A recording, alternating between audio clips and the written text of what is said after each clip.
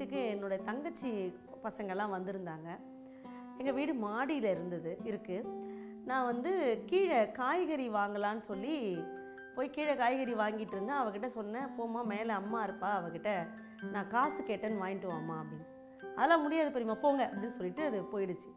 என்ன பண்ணால் காய் வாங்கிக்கிட்டே இருந்தேன். இது இன்னும் 2 குழந்தைங்கள்லாம் வந்தது பாருங்கள். இந்த பொண்ணு மேலே ஓடி போய் திரும்பி எதையோ எடுத்துகிட்டு கீழே ஓடி வருது. 2 முறை நான் அதை காய் வாங்குறதுக்குள்ளேயே மாடி ஏறிச்சு இறங்குச்சு. நான் கூப்பிட்டு கேட்டேன், என்னம்மா நீ, நான் ஒரு வேலை தானே சொன்னேன் அம்மா கிட்ட பைசா வாங்கிட்டு வான்னு, அதை செய்யலாம். ஆனால் 2 முறை மேலே ஏறினேன் இறங்கினேன், அப்போ மட்டும் உனக்கு கால் வலிக்கலையான்னா, நீ சொன்னது வேலை, இது விளையாட்டு அப்படின்னுச்சு. எனக்கு ஆச்சரியமாக இருந்தீங்க. யோசனை பண்ணி பாருங்கள், நாம் ஒரு வேலைன்னு செய்யும் பொழுது அது கஷ்டப்படுறோம், ஆனால் அது ஒரு விளையாட்டுன்னு பார்க்கும்பொழுது அதை ஒரு இஷ்டத்தோடு செய்கிறோம். அப்போ நம்முடைய வாழ்க்கையே ஒரு விளையாட்டாக, அதையும் நாம் ஜெயிக்கக்கூடிய விளையாட்டாக பார்த்தால் வாழ்க்கை சுவாரஸ்யமாக இருக்கும். நிறைய இடங்களில், பணி இடங்களில் பார்த்திங்கன்னா வேலை செய்கிறதுக்கு நிறைய பேர் கஷ்டப்படுறது அது ஒரு சுமையாக நினைக்கிறதால தான். ஆனால் அந்த சுமையை சுகமாக மாற்றிக்கொள்ளுகிற பொழுது நமக்கு அந்த வாழ்க்கையே மிகப்பெரிய, அந்த வேலையே பலுவாக தெரியாமல் அது ஒரு அழகான விஷயமாக தெரியும். நம்மள திலகர் அவர்கள், பாலகங்காதர திலகர் அவர்கள் மிகப்பெரிய ஒரு ஆசிரியர், ஒரு நல்ல ஆசிரியர். அவர் அரசியலில் தீவிரமாக ஈடுபட்டுக்கிட்டு இருந்து அவர் ஒரு தீவிரவாதினே சொல்லுவாங்க.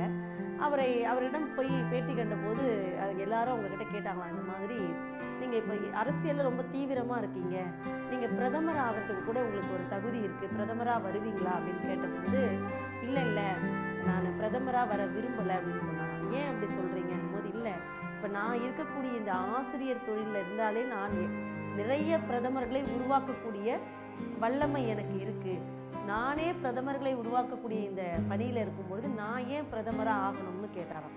அப்படி அவர் அந்த ஆசிரியர் தொழிலை நேசித்ததால் தான் இப்போ நம்ம சமீபத்தில் இறந்த மேதகு முன்னாள் குடியரசுத் தலைவர் அப்துல் கலாம் கிட்ட கூட கேட்டபொழுது சொன்னார், நீங்கள் விஞ்ஞானியாக இருந்தது ஒரு மிகப்பெரிய வாய்ப்பாக கருதுறீங்களா, இல்லை நம் நாட்டினுடைய குடியரசுத் தலைவராக இருந்தது மிகப்பெரிய வாய்ப்பாக கருதுறீங்களா, இல்லை ஆசிரியராக இருந்ததை பெருமையாக கருதுறீங்களான்னு கேட்டபொழுது, நான் இறக்கும் வரை ஆசிரியராக இருப்பதில் தான் பெருமை அடைகிறேன்னு அவர் சொன்னார் என்று சொன்னால், அவர்களெல்லாம் பணியை நேசித்தவர்கள், அதை ஒரு சுமையாக பார்க்காமல் சுகமாக பார்ப்பவர்கள்.